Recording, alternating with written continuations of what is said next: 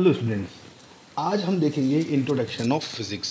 क्योंकि अभी आप लोग 10th पास आउट करके 11th में आए हैं तो ज़्यादा कुछ नॉलेज आपके पास फिज़िक्स का नहीं है। तो आज इस लेक्चर में हम देखेंगे कि फ़िज़िक्स क्या होती है, फ़िज़िक्स कैसे काम करती है और ऐसे कौन से डिपार्टमेंट्स होते हैं, कौन सी ऐसी एप्लीकेशंस हैं जहाँ फ़िज़िक्स अप्लाई होती है। ठीक है, सबसे पहले हम समझते हैं कि फ़िज़िक्स ये जो शब्द है ये कहाँ से आया है। ये फिज़िक्स एक जो शब्द है वो एक लैंग्वेज है ग्रीक।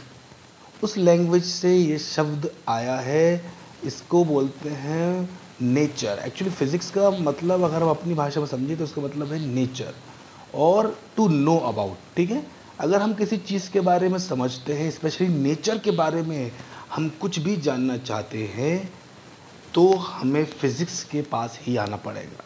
यानी कि साइंस की बहुत सारी ब्रांचेज़ में से फिज़िक्स एक ऐसी ब्रांच है जो नेचुरल फिनोमिनन पे काम करती है, यूनिवर्स के कॉन्सेप्ट पर काम करती है।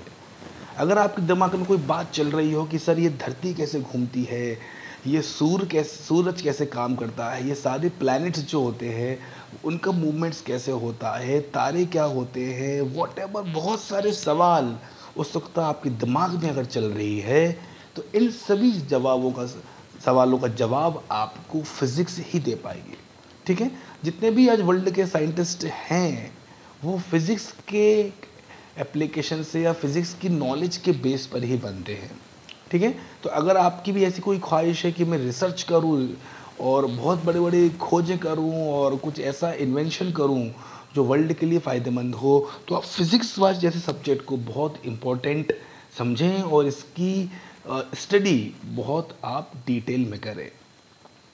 ठीक है, तो फिज़िक्स मुझे लगता है आपको समझ में आ गया हो कि अगर हम किसी नेचर के बारे में अगर हम कोई काम करते हैं, नेचर के बारे में अगर हम कुछ खोजते हैं, अगर हम नेचुरल फिनोमेनन के ऊपर कुछ बात करना चाहते हैं, नेचर के यूनिवर्स के बारे में, इस पूरे ब्रह्मांड के बारे में अगर हम रिसर्च करना चाहते हैं, हम समझना चाहते हैं कि ये सारा सिस्टम कैसे काम करता है, तो वो सब हमें फिज़िक्स के अंदर ही मिलेगा। ठीक है, क्लियर? मुझे लगता है आपको बात समझ में आ रही है कि फ़िज़िक्स क्या होती है। तो साइंस की एक बहुत ही इम्पॉर्टेंट ब्रांच है फ़िज़िक्स। बहुत सारी साइंस की ब्रांचेस होती हैं, एक केमिस्ट्री ब्रांच होती है, केमिकल ब्रांच होती है, एक बॉटनी होती है, जूलॉजी होती है, बहुत सारी अदर ब्रांचेस होती हैं जो अलग अलग कैटेगरी में हम इनको बांट देते हैं। ऐसे ही एक कैटेगरी हमने साइंस की बना ली है फिज़िक्स। ठीक है, और इसमें आप बहुत ही इंटरेस्टिंग चीज़ें पढ़ने वाले हैं। देखिए, फिज़िक्स पढ़ने का सबसे अच्छा तरीका ये है कि आप सवाल पूछिए। ठीक है, अगर मान लीजिए मैं कुछ बोलता हूँ कि बेटा ये जो सूरज है उसके आसपास हमारी धरती घूमती है, तो आपके पास एक सवाल होना चाहिए कि सर कैसे घूमती है। तो हर सवाल के पीछे आप अपना सवाल लगा सकते हो, हाउ, कैसे ये धरती घूमती है, आप पूछिए उसके आगे हाउ, कैसे, है ना। तो हर चीज़ के पीछे आप सवाल पूछना शुरू कीजिए अगर आप बहुत डिटेल में समझना चाहते हैं तो। ठीक है, देखिए ब्रांचेज ऑफ फिजिक्स की हम बात कर रहे हैं। फिजिक्स की दो कैटेगरी हैं, क्लासिकल और मॉडर्न फिजिक्स। ठीक है, क्लासिकल फिजिक्स जो है वो 19th सेंचुरी में डेवलप की गई थी। यानी कि हमने इस फिजिक्स में, इस डिपार्टमेंट में, क्लासिकल में हमने कुछ टॉपिक देख लिए हैं या कुछ टॉपिक हमने अंडरस्टूड कर लिए हैं। और मॉडर्न फिजिक्स में जो कि 19th सेंचुरी के बाद डेवलप हुई है और जिन पे आज भी रिसर्च चल रही हैं, खोज चल रही हैं, बड़े बड़े देश, नासा जैसे, इसरो जैसे डिपार्टमेंट्स जो हैं वो काम कर रहे हैं। देखिए, सबसे पहले आप देखिए इसको बात समझिए कि क्लासिकल फिजिक्स के अंदर क्या क्या है। ठीक है, क्लासिकल फिजिक्स के अंदर हमें मैकेनिज्म समझना है कि कैसे फिजिक्स काम करती है, वेव्स क्या होती हैं, थर्मोडायनेमिक्स क्या होता है, इलेक्ट्रोमैग्नेटिक क्या होता है, ऑप्टिक्स क्या होते हैं। ये सब बेसिक जो टॉपिक्स हैं, ये सारे के सारे बेसिक टॉपिक जो यूनिवर्स में मौजूद हैं। ठीक है ना, हमें सिर्फ इसकी रिसर्च करनी है, इसके बारे में जानकारी जुटानी है। तो ये सारे टॉपिक जो नेचर के द्वारा हमें दिए गए हैं, बस हमें ये पता करना है कि ये कैसे काम करते हैं। ये सारा डिपार्टमेंट क्लासिकल फिजिक्स का है। ठीक है, एक है मॉडर्न फिजिक्स जो कि हमारे रिसर्च के बेस पर टिकी हुई है। ठीक है, मान लीजिए कि आप ये रिसर्च करना चाहते हैं कि ये न्यूक्लियर पावर क्या होता है। देखिए, atom bomb, nuclear power, nuclear reactor, ये सब तो भगवान ने नहीं बनाया, ये सब तो इंसानों ने बनाया है। यानी कि ये जो फिज़िक्स है, मॉडर्न फिज़िक्स, इसमें वो सब इन्वेंशंस हम समझेंगे जो कि मैन मेड हैं, आर्टिफिशियल हैं, और ये दुनिया के लिए बहुत ख़तरनाक भी हैं। ठीक है ना। आज देखिए बड़े बड़े देश न्यूक्लियर पावर अपने आप को बताते हैं, बड़े गर्व से कहते हैं कि हम न्यूक्लियर पावर हैं। यानी कि उनके पास एक ऐसा हथियार है जिसे वो कभी भी चला सकते हैं और किसी भी देश को ख़त्म कर सकते हैं। बहुत ही हाई प्रोफाइल फिज़िक्स इसके अंदर होता है।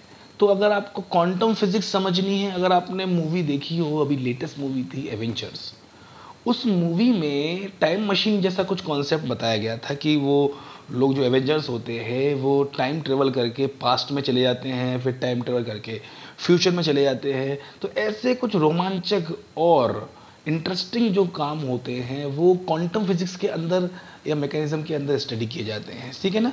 समय का जो खेल है और बहुत सारे ऐसे काम हैं, बहुत सारे ऐसे डिस्कवरीज हैं, इन्वेंशंस हैं जो आपको क्वांटम फिजिक्स के अंदर देखने को मिलेगा। खैर ये सिलेबस में आपके इतना नहीं है, फिर भी मैं आपको बता रहा हूँ। एटॉमिक फिजिक्स के अंदर आप बहुत ज़्यादा डीप में स्टडी करते हैं एटम्स के बारे में, मॉलिक्यूल्स के बारे में, चीज़ों के बारे में, तो ये सारा काम हमें फिजिक्स के अंदर देखने को मिलेगा। ठीक है। पुराने ज़माने में जो फिज़िक्स होती थी गाइस, जो हमारे बड़े बड़े साइंटिस्ट थे जिन्हें आज भी हम बुक्स में इनका नाम या फ़ोटो देखते हैं, जैसे न्यूटन है ना, और भी बहुत सारे ऐसे साइंटिस्ट हैं जिन्होंने बहुत अच्छी अच्छी खोजें की थी, डिस्कवरी की थी, इन्वेंशंस किए थे। ये सारे के सारे साइंटिस्ट जो थे वो अपनी सोच के लेवल पर, अपनी थिंकिंग, अपने माइंड के जो उनके पास जो आइडियाज़ होते थे उसके बेस पर वो बात करते थे। क्योंकि उस ज़माने में कुछ ऐसे इंस्ट्रूमेंट तो होते नहीं थे कि हम सडनली ये पता लगा लें कि हम मून से कितनी दूर हैं, हमारे बाजू में कौन सा ग्रह है, ये सब हम पता लगा लें। तो ऐसा कुछ तो उस समय होता नहीं था। तो जितने भी खोजें, जितने भी आइडियाज़ आज उन्होंने, ये जितनी भी थ्योरीज़ उन्होंने हमें दी हैं, ये सारी सारी थ्योरी उनके कॉन्सेप्ट के ऊपर बेस होती थी, उनकी रिसर्च के ऊपर बेस होती थी। ठीक है ना। उनको उस समय ही ये पता चल गया था कि धरती सूर्य के चक्कर लगाती है, जबकि वो कभी धरती से बाहर गई नहीं। किसी रॉकेट में बैठकर या किसी मिसाइल के थ्रू, उन्होंने किसी टेलीस्कोप के थ्रू ये देखा नहीं कि धरती के बाहर क्या है, फिर भी उन्हें ये सब पता चल गया था। तो उस ज़माने में भी बहुत सारे ऐसे ज्ञानी लोग थे जो फिज़िक्स के बारे में बहुत कुछ जानते थे, और उन्हें ही हम आज गॉड फादर ऑफ फिज़िक्स कहते हैं। ठीक है। तो क्लासिकल मैकेनिज्म के अंदर समझते हैं, ये बेसिक फिज़िक्स के में आता है। इसमें हम ये देखेंगे कि किस तरीके से कोई भी फोर्स जनरेट होता है। ठीक है। कोई भी जब हम फोर्स जनरेट करते हैं तो उसके पीछे क्या मैकेनिज्म होता है ये हम समझेंगे, उससे क्या एनर्जी क्रिएट होती है ये हम समझेंगे। आप कार चलाते हो, कार के अंदर भी एक मोटर होती है, वो मोटर फोर्स जनरेट करती है तो गाड़ी आगे बढ़ना शुरू हो जाती है। कोई इंजन है आपके पास, वो इंजन कैसे काम करता है, ये सारा काम हम देखेंगे क्लासिकल फिजिक्स के अंदर। वेव्स क्या होती हैं, वेव्स को हिंदी में बोलते हैं तरंगे। ठीक है। तरंगे क्या होती हैं और ये कैसे जनरेट होती हैं ये भी हम इस फिजिक्स में समझेंगे। पूरा का पूरा चैप्टर है आपका बुक के अंदर। ठीक है। तरंगे यानी कि वेव्स जनरेट होती हैं वाइब्रेशन से। ठीक है। फॉर एग्जाम्पल आप किसी तालाब के पास खड़े हो और आप तालाब में देखिए कभी एक पत्थर फेंक देते हो तो तालाब में वेव्स यानी कि कुछ तरंगे क्रिएट हो जाती हैं, और वो एक्चुअली वेव्स होती हैं। ये वेव्स एक्चुअली साउंड के फॉर्म में भी हमें सुनाई देती हैं, ये हमें महसूस भी होती हैं। वाइब्रेशन जब हम करते हैं किसी चीज़ का तो साउंड के फॉर्म में भी हमें वो एनर्जी महसूस होती है। ठीक है ना। ऑक्सीलेशन के कारण कोई रोटेशन वहाँ चल रहा है, उसके कारण भी हमें वेव्स देखने को मिलती हैं। तो ये वेव्स एक्चुअली बहुत सारी ऐसी वेव्स हैं जो दिखाई नहीं देती गाइस, ये किसी फिजिकल शेप में नहीं होती, बस फिर भी हमारे आसपास होती हैं। हमारे आसपास साउंड वेव्स हैं। अभी आप मेरी आवाज़ मोबाइल से सुन पा रहे हो तो मोबाइल के थ्रू एक वाइब्रेशन क्रिएट हो रहा है और वो साउंड वेव में कन्वर्ट होकर आपके कानों तक पहुंच रहा है। तो वेव्स बहुत सारी प्रकार की होती हैं, जैसे कि अभी हमने एक नाम लिया साउंड वेव। तो साउंड वेव मतलब ऐसी वेव्स जो साउंड क्रिएट करती हैं, जो आवाज़ क्रिएट करती हैं। ठीक है। आप किसी टेबल पर हाथ मारते हो तो वहाँ से भी साउंड वेव्स जनरेट होती हैं। ये सारा का सारा क्लासिकल फिजिक्स के अंदर हमें देखने को मिलेगा। थर्मोडायनामिक्स भी एक चैप्टर है गाइज आपकी बुक में, अगर आपके पास फिजिक्स की बुक हो तो आप अभी खोल के देखिए, उसमें एक चैप्टर है थर्मोडायनामिक्स। यानी कि थर्मोडायनामिक्स एक ऐसा इफेक्ट है जो हीट के द्वारा प्रोड्यूस होता है। ठीक है कि नहीं? ठीक है, अगर आप हीट जनरेट करते हैं तो उससे बहुत सारे इफेक्ट जनरेट होते हैं। इसमें से एक इफेक्ट का नाम है थर्मोडायनामिक्स, बहुत ही इंपॉर्टेंट है। अगर आप इंजन्स की बात करें, इंजन्स जो गाड़ियों में लगे होते हैं, कार में या आपकी बाइक्स में जो इंजन्स होते हैं, उसमें भी थर्मोडायनामिक्स का कॉन्सेप्ट काम करता है। जो आप रेफ्रिजरेटर देखते हैं, वो रेफ्रिजरेटर के अंदर भी थर्मोडायनामिक्स का कॉन्सेप्ट काम आता है। जो आप बहुत सारे ऐसे टॉपिक देखेंगे जहाँ पर थर्मोडायनामिक्स इस्तेमाल होता है, यानी कि इसकी बहुत सारी एप्लीकेशंस हैं। क्लियर कि नहीं क्लियर है? तो ये भी एक टॉपिक है जो हम इस साल आपकी फिजिक्स में देखने वाले हैं। इलेक्ट्रोमैग्नेटिज्म भी हम इस साल देखने वाले हैं। ये भी एक इफेक्ट है जो चार्ज या मैग्नेट के द्वारा क्रिएट होता है, इलेक्ट्रोमैग्नेटिक जिसे हम बोलते हैं। इसके बहुत सारे ज़्यादा चैप्टर्स भी हैं जो आपको क्लास 12th में भी देखने को मिलेंगे। ठीक है।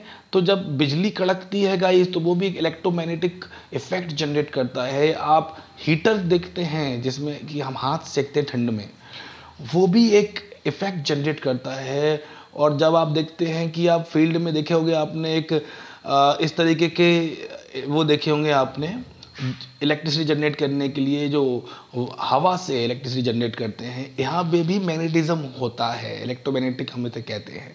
ठीक है, तो मुझे लगता है आपकी बात समझ में आ गई होगी। और ये भी साइंस का, फिजिक्स का एक डिपार्टमेंट है, क्लासिकल फिजिक्स के अंदर ही आएगा ये सब। ठीक है। ऑप्टिक्स भी बहुत अच्छा डिपार्टमेंट है जो कि लाइट से रिलेटेड है। ठीक है, तो जब भी हम किसी चीज़ों को देखते हैं, हम शीशे में अपने आप को देखते हैं, या किसी चीज़ को हम देखते हैं, हम दूरबीन से किसी को देखते हैं, हम चश्मा पहनकर कुछ चीज़ों को देखते हैं, तो वहाँ पर कुछ इफ़ेक्ट हमें देखने को मिलते हैं। वो इफ़ेक्ट लाइट के द्वारा जनरेट होते हैं, रिफ्लेक्शन ऑफ लाइट के द्वारा जनरेट होते हैं। ठीक है, जैसे आपने मिस्टर इंडिया मूवी देखी होगी, उसमें वो उसके पास एक ऐसा डिवाइस होता है जिस डिवाइस को पहनकर वो गायब हो जाता है और वो किसी को दिखाई नहीं देता। यानी कि उसमें एक फिजिक्स का एक ऐसा टॉपिक दिखाने की कोशिश की थी जिसको ज़्यादा उन्होंने डिस्कस नहीं किया। बट अगर हम एक ऐसा डिवाइस या एक ऐसी कोई दीवार खड़ी कर दें जिसके आर पार लाइट चली जाए, यानी कि लाइट उससे रिफ्लेक्ट होकर आपके आंखों पर नहीं आए, तो वो चीज़ आपको दिखाई नहीं देती। फॉर एग्जाम्पल, एक मिरर है, एक शीशा है, बिल्कुल साफ शीशा है। कभी कभी देखिएगा आपको महसूस नहीं होता कि सामने एक शीशे की दीवार है। क्यों महसूस नहीं होता? क्योंकि जब लाइट उस शीशे पर पड़ती है तो वो लाइट उस शीशे से रिफ्लेक्ट होकर टकरा कर वापस नहीं आती है, वो उस शीशे के आर पार चली जाती है, जिससे वो हमें विजिबिलिटी जो होती है उसकी वो बहुत कम हो जाती है, वो हमें दिखाई नहीं देता इतना। ठीक है, तो ये सब क्या है, ये कैसे होता है, ये सब जो साइंस है, ये भी ऑप्टिक्स नाम के चैप्टर में आप पढ़ोगे। बहुत इंटरेस्टिंग है और मुझे लगता है आपको इंटरेस्ट जनरेट हो रहा होगा। तो इस चैप्टर में हम अपना इंटरेस्ट क्रिएट कर रहे हैं। ठीक है, तो आप उत्साहित रहिए, बहुत ही अच्छी अच्छी चीज़ें इस बार फिजिक्स में हम देखने वाले हैं। Atomic physics guys, atomic physics क्या है? एटम्स और उसके कैरेक्टरिस्टिक्स के ऊपर डिपेंड करती है। एटम हमें पता है सबसे स्मॉलेस्ट पार्टिकल होता है दुनिया का।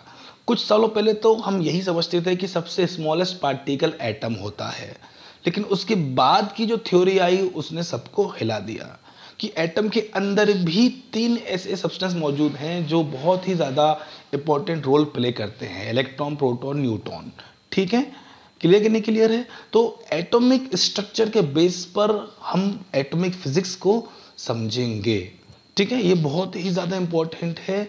अगर आप बहुत अच्छा काम करना चाहते हैं, लेज़र टेक्नोलॉजी आप समझते हैं, अगर आप देखते हैं कि आपके पास कोई लाइट्स है ना, बहुत सारे ऐसे डिपार्टमेंट हैं जो एटॉमिक फिजिक्स से रिलेटेड है। बहुत ही इंपॉर्टेंट टॉपिक है, ये भी आपको इस साल पढ़ने को मिलेगा। न्यूक्लियर फिजिक्स, ठीक है, न्यूक्लियर फिजिक्स हम समझें तो nuclear physics is a study of atomic nuclei and their constituent particle. ठीक है, बहुत इम्पोर्टेंट है। आज इसका जो इस्तेमाल है वो बहुत ज़्यादा चीज़ों में होता है। मेडिकल में भी इसका इस्तेमाल होता है, मेडिकल इंस्ट्रूमेंट्स के अंदर भी, लेज़र टेक्नोलॉजी के अंदर भी इसका इस्तेमाल होता है। मतलब बहुत ज़्यादा अच्छे कामों में भी इसका इस्तेमाल होता है। क्वांटम फिजिक्स, ठीक है।